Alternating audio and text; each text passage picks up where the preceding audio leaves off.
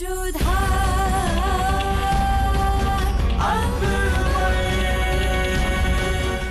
धारावाहिक किसी प्रकार की ऐतिहासिकता का दावा नहीं करता। तत्कालीन परिस्थितियों को दर्शाने के लिए आवश्यक और उचित नाटकीय रूपांतर किए गए हैं। ऐतिहासिक रूप से जोधाबाई के स्थान पर हरकाबाई, हीर कुंवर जैसे नाम इतिहास में प्रचलित हैं। ये धारावाहिक किसी भी सामाजिक परंपरा और पारिवारिक संबंधों का ऐतिहासिक दावा नहीं करता है। इसका उद्देश्य किसी भी समुदाय की भावनाओं को ठेस पहुंचाना नहीं है। हिमाकत की हद हो गई। बेगम हुई तो क्या, हमारे अम्मी जान के लिबास खराब करने की इजाजत मिल गई उसे। हम जलाल को मजबूर कर देंगे कि उसे कड़ी सजा दे, ताकि आवाम के लिए एक मिसाल बन जाए कि कोई भी इंसान मुगलों के मजहब का मजाक ना उड़ा सके। ऐसे गलती तो जलाल की ही है, बहुत छूट दे रखी उसे, लगाम खींच के रखनी चाहिए थी उस बदजात की। लेकिन मेरे सरताज, जोधा बेगम कोई घोड़ा थोड़ी ना है। जलाल उसकी लगाम खींचे या ना खींचे, हम आपकी जुबान जरूर काट निकालेंगे। आदम, क्या कर रहे हैं आप? दिमाग को जरा ठंडा रखिए। बेगम जोधा को सजा मिल गई। जलाल उन्हें आमेर भेज रहे हैं हमेशा के लिए। क्या? हाँ, वैसे भी बेगम जोधा को आमेर तो जाना ही था। जलाल ही उन्हें भेजने वाले थे। अब भी जलाल ही भेजेंगी, लेकिन इस बार नफरत से। और अगर बेगम जोधा यहाँ से शर्मिंदगी से रुखसत हो गई तो महल में वापस आने के रास्ते उनके लिए बंद हो जाएंगे और हम फिर से एक बार सुकून से रह पाएंगे और हरम में हमारा ही हुक्म चलेगा। जो बगावत की चिंगारी हमने बेगम जोधा की आंखों में देखी थी वो हमेशा के लिए बुझ गई है। अम्मी जान, हमें समझ में नहीं आता कि आप जोधा बेगम से इतनी खौफजदा क्यों? क्योंकि जो झुकते नहीं और इनकार करते रहते हैं किसी को भी झुका सकते हैं। ये नौबत आने से पहले हमने बेगम जोधा का सिर शर्म से झुका दिया है।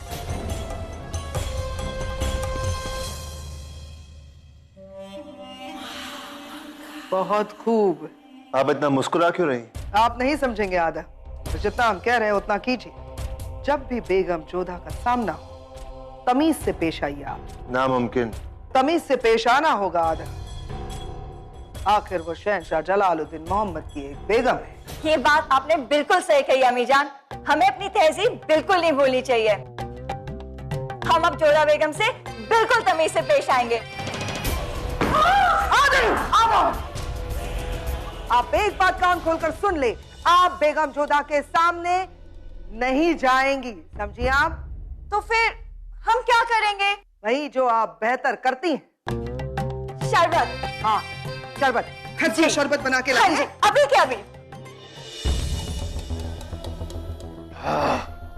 आदम, आपको गुस्से पर काबू पाना चाहिए। वो दिमाग से पैदल है। आदम, अल्लाह, हमने क्या गुनाह किया है? रानी साहिबा, मैनावती जी का इस वक्त यहाँ आना हमारी समझ से तो बाहर है। आज जो होली में हुआ उससे इसका कोई रिश्ता नहीं लगता हमें, और ये खबर इतनी जल्दी वहां तक पहुंच भी नहीं सकती। बेशक भाभी जान, लेकिन मैनावती बिना बुलाए तो यहाँ आ भी नहीं सकती ना। लेकिन क्यों? जबकि जलाल जानता है कि राजा भारमल जी इस वक्त बगावत को कुचलने में लगे हुए हैं, फिर क्यों जलाल ने इस वक्त उनको यहाँ बुलावा भेजा है? मलिका आजम, मामला कुछ उलझा सा लग रहा है हमें। आप ज्यादा सोचिए मत भाभी जान, जो होगा वो दीवाने खास में तो सामने आ ही जाएगा। दीवाने खास एक खास मकसद से बुलाया गया है। पिछले कुछ दिनों पर रोशनी डालने के बाद और हमारी जोधा बेगम से मसलत के बाद हमने ये फैसला लिया है कि जोधा बेगम को वापस उनके आमेर भेजा जाएगा। शहंशाह, जोधा आपकी बेगम है, आप इस तरह उन्हें कैसे वापस भेज सकते हैं? शहंशाह, आमिर के राजकुमारों पर झूठा आरोप लगाकर उन्हें नजरबंद किया गया। आमिर में किसी ने प्रतिरोध नहीं किया, किसी ने कुछ नहीं कहा, मगर आज यदि आपकी अनुमति हो तो हम कुछ कहना चाहते हैं। हमारे यहाँ स्त्रियों को अनुमति नहीं है कि इस तरह बेटियों के ससुराल जाएं। मगर हम अपनी सारी परंपराओं को तोड़कर यहाँ पर भरी सभा में उपस्थित हैं, क्योंकि हमारे यहाँ माएं जब बेटियों को विदा करती हैं तो उनके पल्लू में एक सीख बांधकर उन्हें भेजती हैं कि अब से ससुराल ही उनका घर है। उनका पल्लू पकड़कर उन्हें वापस मायके नहीं ले जाया करती। यदि जोधा से कोई भूल या कोई अपराध हुआ हो तो अगर गुनाहों की फहरिस्त ना ही खोली जाए तो बेहतर होगा रानी साहिबा। आमिर के शहजादों को नजर कैद करना एक शहंशाह का फर्ज था और जोधा बेगम को वापस आमिर भेजा जाए ये एक शौहर का फर्ज है और वो खुद वापस वहां पे जाना चाहती हैं।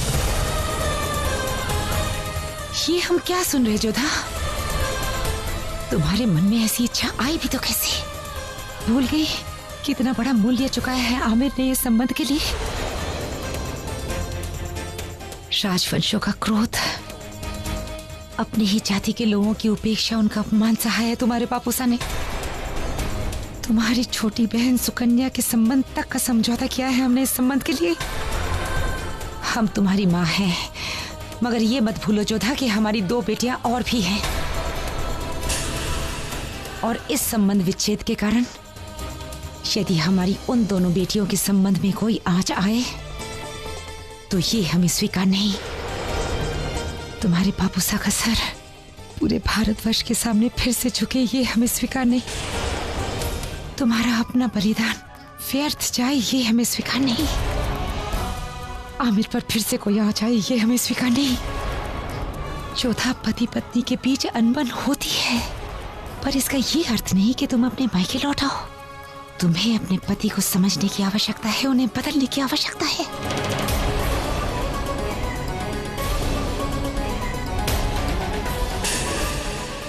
हर सवाल का हल होता है जोधा, और तुम्हें वो हल ढूंढना होगा।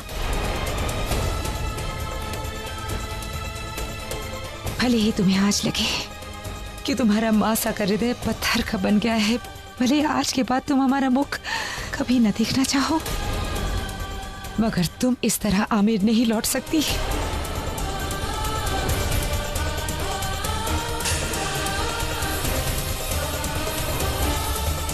हर तीज त्योहार में हमारे यहाँ बेटी की राह देखी जाती है, मगर वही बेटी अगर परित्यक्ता के रूप में वापस आए तो हम वो राह बंद कर देते हैं। आमिर तुम्हारा मायका था और रहेगा, मगर आगरा ही तुम्हारा घर है। हमारी बेटी की डोली आमिर से उठी थी, हमारी इच्छा है कि उसकी अर्थी आगरा से उठे।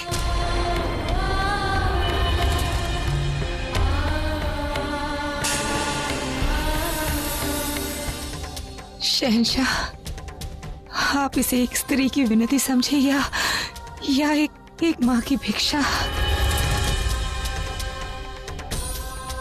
जोधा को आमिर वापस मत लौटाइए।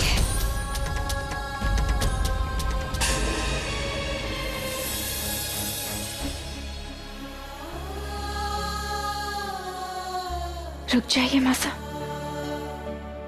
आप नहीं चाहती ना कि हम आमिर लौटे? हम नहीं लौटेंगे।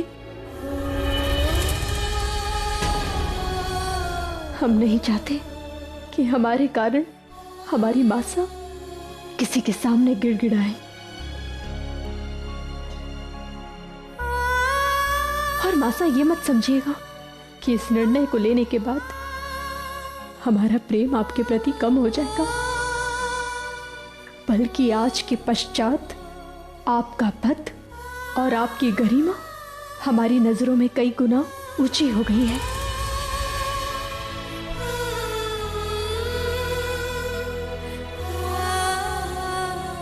आप हमारे लिए इस संसार की श्रेष्ठ मासा हैं।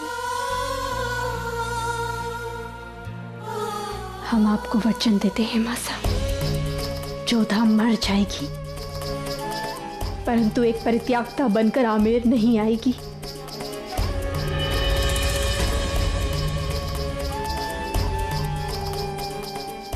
एक त्यागी हुई स्त्री की मासा का कलंक हम आपके सर पर नहीं आने देंगे मासा।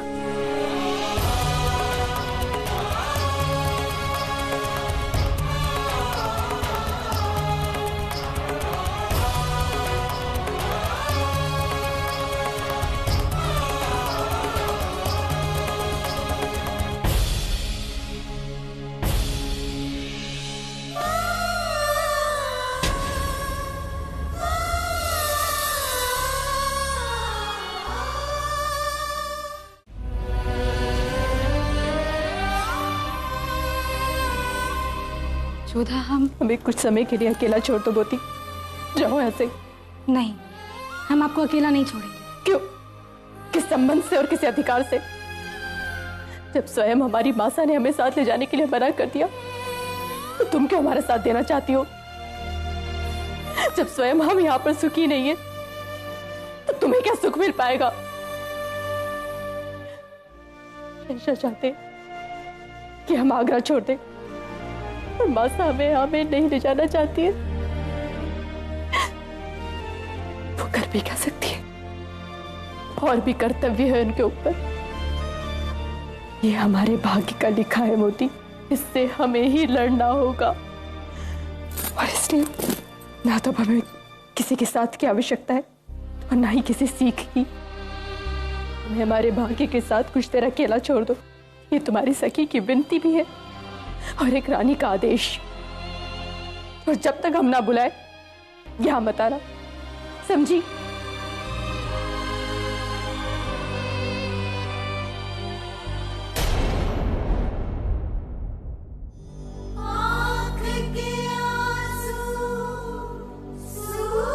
हमारी बेटी की डोली आमिर से उठी थी।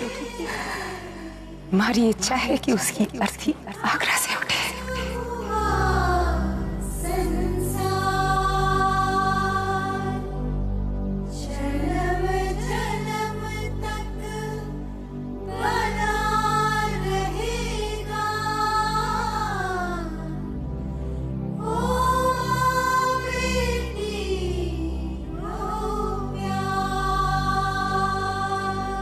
तलाक खुला के तहत एक बीवी कानूनन अपने शौहर से रिश्ता तोड़ सकती है बशर्ते उसके शौहर की रजामंदी हो, और हम आपको वो रजामंदी देते हैं। दुखी हो जोधा क्योंकि तुम्हारी मासा ने तुम्हें आमेर ले जाने के लिए मना कर दिया, परंतु उन्होंने ठीक ही किया है, क्योंकि अगर तुम आमेर चली जाती तो आमेर को कितना अपमान सहना पड़ता। तुम्हारी बहन सुकन्या का विवाह होते होते रुक जाता। जोधा, ये मत भूलो कि तुम्हारे अलावा 2 और बेटियां हैं तुम्हारे माता पिता की।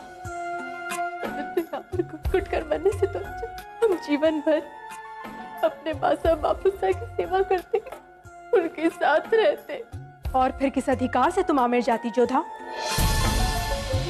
अग्नि को साक्षी मानकर तुमने वचन दिए हैं, और क्या उसे निभाना तुम्हारा कर्तव्य नहीं है? यदि तुम्हारा विवाह मुगलों में ना होकर किसी राजवंशी से हुआ होता, क्या तब भी तुम अपने ससुराल को छोड़कर अपने मायके लौट जाती? तो क्या उदाहरण प्रस्तुत करती तुम बाकी सबके सामने? जोधा, अब तुम आगरा की बेगम हो। यहाँ की रीति नीति और संस्कार को समझो और उसे अपनाओ। अपने पति के इच्छानुसार कार्य करना यही तुम्हारा धर्म है। और शहंशाह का धर्म क्या है? अन्याय करना। एक पति का धर्म, उसका दायित्व क्या है? अपनी पत्नी को नीचा दिखाना, उसका अपमान करना। अग्नि के फेरे लेकर उन्होंने भी हमें वचन दिए थे कि वो हमें प्रसन्न रखेंगे, हमारा विश्वास करेंगे, हमारा सम्मान करेंगे। उन्होंने अपना कौन सा वचन निभा लिया? ना तो हमें आमेर का छोड़ा, ना ही आगरा में अपनाया। वाह जोधा वाह, तुम ऐसी सोच रखती हो शहंशाह के लिए। प्रारंभ तुमने किया, तुम घृणा लेकर आई थी अपने मन में, तुमने कभी उन्हें नहीं अपनाया। उन्होंने तो तुम्हारी हर बात मानी, तुम्हें अपने धर्म में बने रहने की अनुमति दी, तुम्हारी पूजा अर्चना में कभी कोई रोक नहीं डाली, यहाँ तक कि तुम्हें होली खेलने की भी अनुमति दी। और फिर भी तुम शहंशाह के विषय में ऐसा सोचती हो? फिर तो सच में तुम्हें यहाँ रहने का कोई अधिकार नहीं है, क्योंकि ना तो तुम यहाँ के संस्कृति को समझ पाई हो और ना ही उसे अपना पाई हो। ना तो तुम्हें यहाँ के लोग समझ आते हैं और ना ही उनकी नीतियाँ। तो बार बार विद्रोह करके अपने आप को और दूसरों को दुखी करना बंद करो और आमेर लौट जाओ। नहीं जोधा, तुम आमेर नहीं लौट सकती। तुम्हारे परिवार वालों ने तुम्हें इतना प्रेम दिया है, सम्मान दिया है, तुम उनके दुख और अपमान का कारण नहीं बन सकती। तुम आमेर नहीं लौट सकती। नहीं जोधा, आगरा में तुम्हारा कोई स्थान नहीं है, तुम्हें आमेर जाना ही होगा। नहीं जोधा, आमेर से अब तुम्हारा कोई संबंध नहीं है, संबंध आगरा से भी नहीं है। चली जाओ यहाँ से। नहीं, तुम आमेर नहीं लौट सकती। नहीं जोधा, तुम आमेर नहीं लौट सकती। तुम्हें आमेर आगरा में तुम्हारा कोई तुम आमेर नहीं से अब तुम्हारा कोई संबंध नहीं। तुम आमेर नहीं लौट सकती। आगरा से आगरा में तुम्हारा चली जाओ यहाँ से। तुम्हें आमेर जाना ही होगा। आप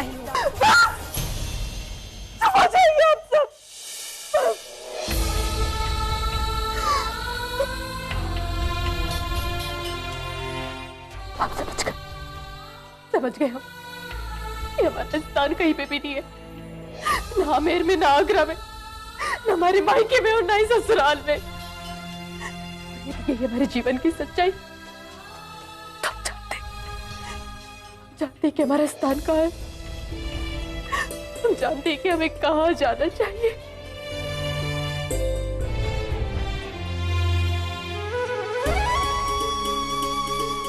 आप भी जानते हैं ना कान्हा।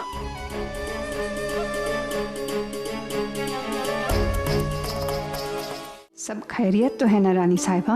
महल में कोई कमी, किसी चीज की परेशानी तो नहीं है आपको? हम तो आपसे क्षमा मांगने आए हैं कि हमने जोधा को आमेर ले जाना स्वीकार नहीं किया। और हम आपके शुक्रगुजार हैं।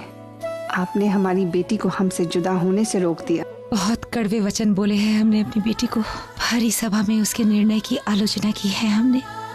हम आपको ये बताने आए हैं। कोई जरूरत नहीं है। हम जानते हैं कि आप जोधा से इतनी मोहब्बत करती हैं कि उसे समझा पाना भी आपके लिए मुश्किल है। आमिर लौटने के उसके निर्णय के पीछे के कारण को समझना हमारे लिए कठिन नहीं है मल्लिका, पर हमने जीवन में अनुभव किया है कि पति पत्नी के बीच कोई अनबन, कोई मतभेद हो तो माता पिता को उससे बढ़ावा नहीं देना चाहिए, बल्कि उन्हें अवसर देना चाहिए साथ रहने का। उन्हें ये अनुभव कराना चाहिए कि उनके बीच जो पनप रहा है वो केवल मतभेद है, मनभेद नहीं। रानी साहिबा, अक्सर नफरत मोहब्बत में बदल जाती है, मगर उसके लिए उनका साथ रहना आवश्यक है मल्लिका। यदि जोधा इस समय हमारे साथ आमिर लौट आती है तो उनके बीच दूरियां और भी बढ़ जाएंगी। पर आपने ऐसा होने नहीं दिया। यकीन मानिए, अगर आप इस फैसले की मुखालिफत ना भी करती तो हम जोधा को यहाँ से जाने नहीं देते। धन्यवाद, हमें संतुष्टि मिल गई कि आपके रूप में आगरा में भी जोधा की एक माँ है।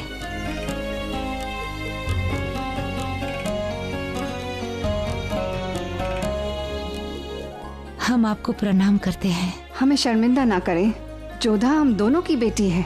अच्छा, तो अब आज्ञा दीजिए, हमें तुरंत ही आमिर लौटना होगा। जोधा की फिक्र मत करिएगा, हम हैं यहाँ। नमस्ते।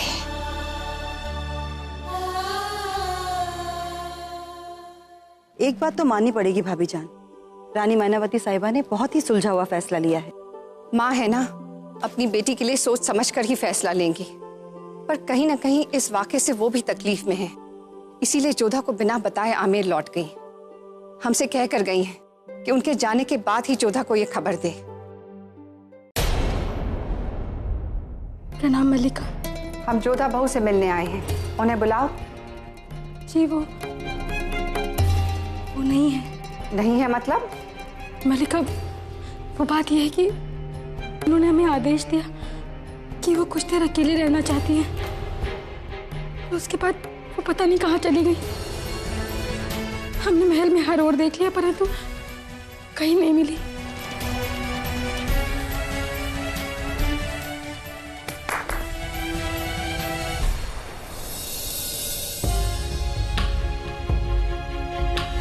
आप सब चौकन्ने होकर जोधा बेगम की तलाश कीजिए।